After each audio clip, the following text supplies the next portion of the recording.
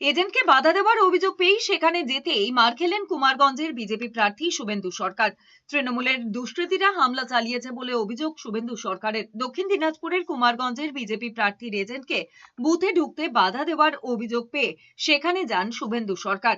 এরপরেই অভিযুক্তদের ধাওয়া করেন বিজেপি প্রার্থী শুভেন্দু সরকার। তখনই তাকে ঘিরে ধরে পাল্টা মারধর করা হয়। পুলিশের সামনেই কিল চর ঘুষি মারা হয় বলে অভিযোগ। এদিকে বীরভূমের লাভপুরে বিজেপি প্রার্থীর এজেন্টকে মাথা ফাটিয়ে দেওয়ার অভিযোগ উঠেছে তৃণমূলের দুষ্কৃতীদের বিরুদ্ধে।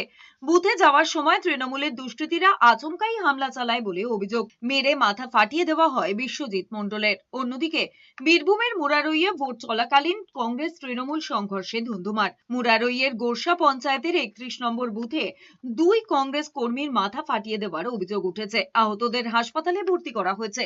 মালদার চাঁচলে পানপাড়া এলাকায় বিজেপির এজেন্টকে মারধরের অভিযোগ উঠেছে। ভাঙচুর করা হয়েছে গাড়িতে। গুরুতর জখম অবস্থায় তাকে চাঁচল হাসপাতালে ভর্তি করা হয়েছে। এদিকে আসানসোলের হীরাপুরে কাজ ভাঙল অগ্নিমিত্রা পালের গাড়ির। ঘটনাকে কেন্দ্র করে উত্তেজনা ছড়িয়েছে হীরাপুরের রহমতনগরে। বিজেপি প্রার্থী অগ্নিমিত্রা পালের অভিযোগ, চলন্ত গাড়িতে পাথর ছুঁড়ে হামলা করা হয়।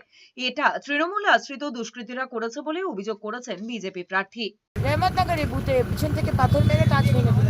21-এর আমার ভোটে রহমতনগরে এইভাবেই আমাকে স্টোন পেন্টিং করেছে।